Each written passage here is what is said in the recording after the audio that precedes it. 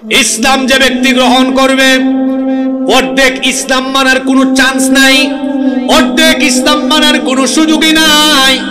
আপনাকে ইসলামে ঢুকলে পুরাটাই ঢুকতে হবে, কারণ ইসলাম হলো একটি পূর্ণাঙ্গ দিন। এজন্য বিদায় হজের দিনে আল্লাহ তাআলা এই আয়াত নাজিল করেছেন, ইসলাম হলো এমন একটা জীবন ব্যবস্থা, আল ইয়াউমা আকমালতু লাকুম দীনাকুম ওয়া আতমামতু আলাইকুম নি'মাতি ওয়া রাদিতু লাকুমুল ইসলাম দীনা। আল ইয়াউমা আকমালতু লাকুম দীনাকুম, আজ আমি তোমাদের জন্য তোমাদের দ্বীনকে পরিপূর্ণ করে দিলাম।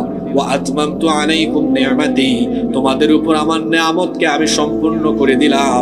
ওয়া রাদিতু লাকুমুল ইসলাম দীনা, আর আমি রাজি হয়ে খুশি হয়ে ইসলামকে তোমাদের জন্য মনোনীত দ্বীন করে দিলাম।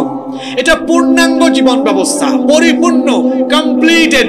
এজন্য মানলে পুরোটাই মানতে হবে, অর্ধেক মানে আর অর্ধেক মানে না যারা মুমিন নয়, মুমিন নামের মুনাফিক হলো তারা। আর আল্লাহর সৃষ্টির মধ্যে সবচেয়ে নিকৃষ্ট কারা? মুনাফিক যারা।